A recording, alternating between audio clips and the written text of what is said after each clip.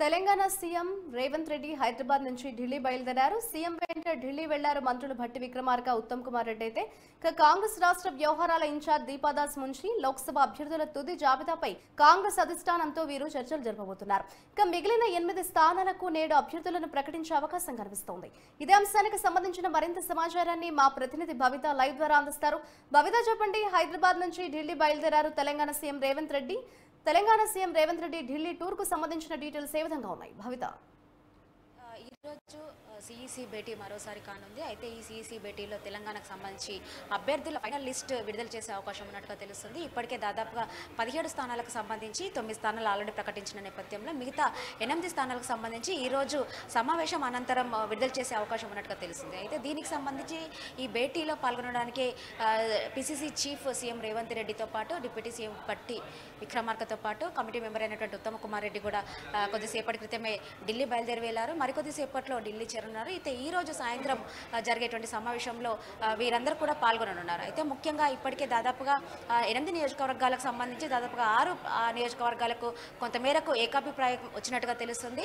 మిగతా ఒక tough fight ఇచ్చేటువంటి 2 నియోజకవర్గాలకు సంబంధించి మాత్రం ఇటు భువనగిరి కావచ్చు, ఇటు ఖమ్మం కావచ్చు, ఆ రెండింటి పైన మాత్రం కొంచెం తర్జన భర్జన అయితే కొనసాగుతుందని చెప్పుకోవాలి. అయితే ఇప్పటికే దాదాపుగా 9 అభ్యర్థులను ప్రకటించిన నేపథ్యంలో 9లో కూడా చాలామంది ఉన్నటువంటి అంటే రెడ్డిస్ నలుగురు ఉన్నారు. అందులో ఒకటి ఎస్టీ సామాజికానికి సీటు కేటాయించారు. అయితే మొత్తం 17 నియోజకవర్గాలకు సంబంధించి 3 నియోజకవర్గాలలో ఎస్సీ రిజర్వ్ క్యాండిడేట్స్ ఉండడంతో అందులో దాదాపుగా ఇప్పటికే నాగర్ కర్నూలు కావచ్చు, పెద్దపల్లి కావచ్చు, ఈ రెండు కూడా రిజర్వ్ సీట్స్ ఉన్న నేపథ్యంలో ఇప్పటికే ఎస్సీలో మాలలకి ఇద్దరికి కేటాయించారు. అయితే మిగతా ఒక సీటు మాత్రం ఖచ్చితంగా మాదిగలకే కేటాయించాలని చెప్పేసి ఇప్పటికే అధిష్టానం భావిస్తున్న నేపథ్యంలో అది కాస్త వరంగల్ సీట్ కావడంతో వరంగల్ నుంచి ఇద్దరు నేతలు అయితే బరిలో ఉన్నట్టుగా తెలుస్తుంది. అందులో ఇటు దొమ్మాటి సాంబయ్యతో పాటు పసునూరి దయాకర్, వీరిద్దరిలో కూడా ఎవరికో ఒకరికి టికెట్ అనౌన్స్ చేసే యోచనలో అధిష్టానం ఉన్నట్టుగా తెలుస్తుంది. ఇంకా ముఖ్యంగా మిగతా స్థానాలకు సంబంధించి ఇటు హైదరాబాద్ నుంచి చూసినట్లయితే హైదరాబాద్ ఎక్కువ ఎంఐఎం పట్టున్న స్థానం కావడంతో అక్కడ నుంచి షహనాజ్ తుబ్సం అనే న్యాయవాదికి టికెట్ ఇచ్చే ఆలోచన ఉన్నట్టుగా కూడా తెలుస్తుంది. అంతేకాకుండా ఏదైతే భువనగిరి స్థానానికి సంబంధించి ఇటు చామల కిరణ్ కుమార్ రెడ్డి అయితే తీవ్ర స్థాయిలో పోటీ అంటే పడుతున్నట్టుగా తెలుస్తుంది. అంతేకాకుండా కోమటిరెడ్డి రాజగోపాల్ రెడ్డి సతీమణి లక్ష్మికి కూడా కొంతమేరకు టికెట్ ఇచ్చే ఆలోచన ఉన్నట్టుగా తెలుస్తుంది. అయితే ముఖ్యంగా ఇప్పటికే ఏదైతే ప్రత్యర్థులైనటువంటి బీఆర్ఎస్ కావచ్చు, బీజేపీ కావచ్చు ఆల్రెడీ 17 స్థానాలకు అభ్యర్థులను కేటాయించడం, అందులో దాదాపుగా బీఆర్ఎస్ 5 బీసీలకు కేటాయించింది. అలాగే బీజేపీ కూడా దాదాపుగా 5 నుంచి 6 మందికి బీసీలకు కేటాయించింది. అయితే ప్రస్తుతం ఉన్నటువంటి 8 స్థానాలకు సంబంధించి ఖచ్చితంగా బీసీలను 3 నుంచి 4 ఇవ్వాలని చెప్పేసి ఒక మేరకు కాంగ్రెస్ పార్టీ సీనియర్ నేతలు భావిస్తున్నప్పటికీ ఆల్రెడీ ఉన్నటువంటి 8 స్థానాలలో 6 ఆల్రెడీ ఏకాభిప్రాయం వచ్చింది. ప్రస్తుతం మాత్రం అందులో ఒక 2 మాత్రం బీసీలు ఉండే విధంగా ఉండే ఆలోచన చేస్తున్నట్టుగా మనకు తెలుస్తుంది. ఇంకా ఇలా చూసుకుంటూ పోతే బీసీ సామాజిక వర్గానికి న్యాయం చేయాలంటే ఖచ్చితంగా మొన్నటి వరకు కూడా కరీంనగర్లో ప్రవీణ్ రెడ్డి పేరు తెరపైకి వచ్చినప్పటికీ ఇంకా బీసీలకు సీట్లు కేటాయిస్తే మాత్రం ఖచ్చితంగా కరీంనగర్ నుంచి తీన్మార్ మల్లన్నను బరిలో దించేటట్టుగా ఉన్నట్టు కూడా కొంతమేరకు అయితే సమాచారం అందుతుంది. మిగతా స్థానాలకు సంబంధించి నిజామాబాద్ నుంచి జీవన్ రెడ్డి కావచ్చు, ఖమ్మం నుంచి మాత్రం తీవ్ర పోటీ నెలకొందని చెప్పుకోవాలి. అయితే ఖమ్మం నుంచి మాత్రం ఇటు పొంగులేటి శ్రీనివాస్ రెడ్డి సోదరుడైనటువంటి పొంగులేటి ప్రసాద్ రెడ్డి బరిలో ఉందామని చెప్పేసి ఆలోచిస్తుంటే ఒక సైడు భట్టి విక్రమార్క సతీమణి నందిని కూడా బరిలో దింపాలని చెప్పేసి కొంతమేరకు వాళ్ళు ప్రయత్నం చేస్తున్నారు. అయితే ఇప్పటికే నాగర్ కర్నూలుకు సంబంధించి మల్లు రవిని బరిలో దింపినప్పటికీ కుటుంబ సభ్యులైనటువంటి భట్టి విక్రమార్క వైఫ్కి టికెట్ ఇవ్వకపోవచ్చు అనే వాదనలు కూడా వినిపిస్తున్నాయి. అయితే అక్కడ నుంచి ఖచ్చితంగా పొంగులేటి ప్రసాద్ రెడ్డికి ఖచ్చితంగా టికెట్ ఇస్తారనే ప్రచారం అయితే జరుగుతుంది. అయితే మిగతా స్థానాలకు సంబంధించి మాత్రం ఇంకా పీఠముడి అంటే కొంతమేరకు ఇటు ఖమ్మంది భువనగిరి మాత్రం కొంతమేరకు ఇంకా సస్పెన్స్ వీడలేదే చెప్పుకోవాలి. ఇంకా మొత్తానికి ఇటు హైదరాబాద్ కావచ్చు, భువనగిరి కావచ్చు, హైదరాబాద్ నుంచి షహనాజ్ తుబ్సం మరియు భువనగిరి నుంచి మాత్రం చామల కిరణ్ కుమార్ రెడ్డి లేదంటే రాజగోపాల్ రెడ్డి సతీమణి లక్ష్మికి ఇచ్చే ఆలోచన ఉండగా తెలుస్తుంది. అంతేకాకుండా కరీంనగర్ నుంచి మాత్రం బీసీలకు ఇవ్వాల్సి వస్తే మాత్రం ఖచ్చితంగా అక్కడ నుంచి తీన్మార్ మల్లలను బరిలో దింపుతారు. లేదు అంటే ఖచ్చితంగా ప్రవీణ్ రెడ్డికి ఇచ్చే ఆలోచన ఉన్నట్టుగా తెలుస్తుంది. నిజామాబాద్ నుంచి మాత్రం జీవన్ రెడ్డి బదిలో ఉంటారు. అయితే ఆదిలాబాద్కి సంబంధించి మాత్రం ఖచ్చితంగా ఆదివాసీలకే టికెట్ ఇవ్వాలని చెప్పేసి ఇప్పటికీ అధిష్టానం భావిస్తున్న నేపథ్యంలో ఇప్పటికీ అక్కడ నుంచి ఆత్రం సుగుణతో పాటు సుమలత కూడా 2 పోటీలో ఉన్నారు. అయితే ముఖ్యంగా అధిష్టానం మాత్రం ఆత్రం మాత్రం సుగుణకే మొగ్గు చూపుతున్నట్టుగా మనకు తెలుస్తుంది. ఇంకా ఖమ్మం, వరంగల్ మాత్రం పసునూరి దయాకర్తో పాటు దుమ్మాటి సాంబయ్య ఉన్నారు. ఇంకా ఖమ్మం నుంచి ఖచ్చితంగా పొంగులేటి ప్రసాద్ రెడ్డి పేరునే అనౌన్స్ చేసే దిశలో ఉన్నట్టుగా కూడా కొద్దిమేరకు సమాచారం అందుతుంది. అయితే ఇక్కడ నుంచి బయలుదేరినటువంటి సీఎం రేవంత్ రెడ్డి, బట్టి విక్రమార్క మరియు ఉత్తమ్ కుమార్ రెడ్డి మాత్రం మరి కాసేపట్లో ఢిల్లీ చేరున్నారు. ఇంకా సాయంత్రం 6 గంటల ప్రాంతంలో జరిగేటువంటి ఈ భేటీలో వీరందరూ కూడా పాల్గొంటారు.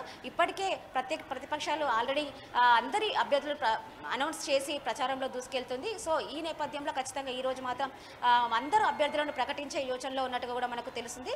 సమావేశం అనంతరం ఈరోజు ఎండ్ ఆఫ్ ది డే కానీ లేదంటే రేపు మార్నింగ్ ఖచ్చితంగా మూడో జాబితాలో 8 మంది సభ్యులతో కూడా ఒక లిస్టు ప్రకటించే అవకాశం ఉన్నట్టుగా తెలుస్తుంది.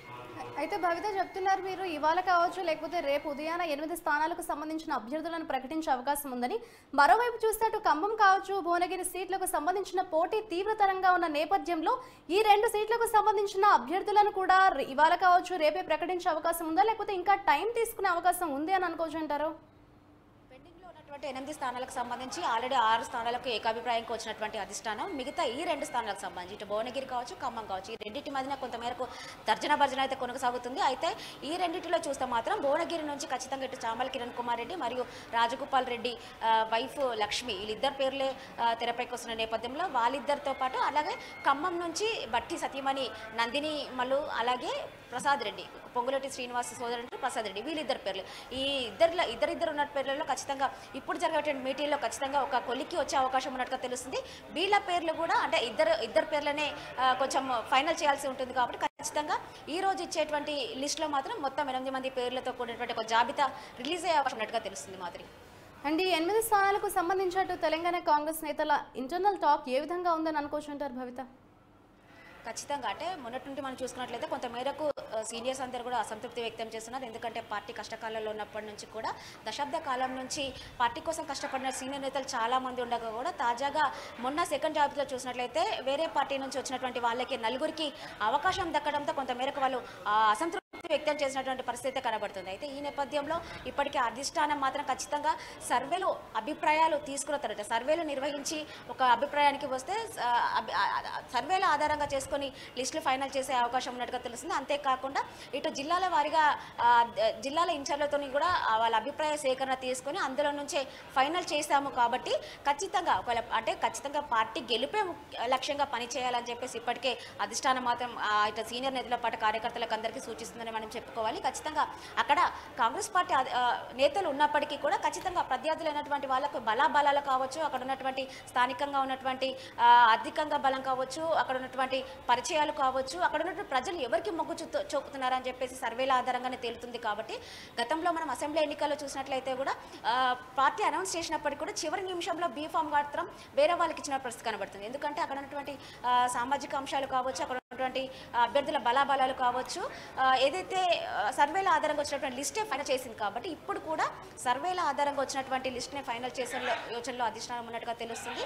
సో ఇవన్నీ కూడా పార్టీ నేతల దృష్టికి అధిష్టానం తీసుకెళ్తుంది. ఖచ్చితంగా నేతలు కూడా ఒకవేళ మా అభిప్రాయాలు వ్యక్తం చేసినప్పటికీ కూడా అధిష్టానం తీసుకున్న నిర్ణయాలకి మేము కట్టుబడి ఉంటాము, ఖచ్చితంగా గెలిపే లక్ష్యంగా పనిచేస్తామని చెప్పేసి కూడా అంతర్గతంగా వాళ్ళు చెప్తున్న పరిస్థితి కనబడుతుంది. మాదిరి రైట్, థ్యాంక్ యూ భవిత.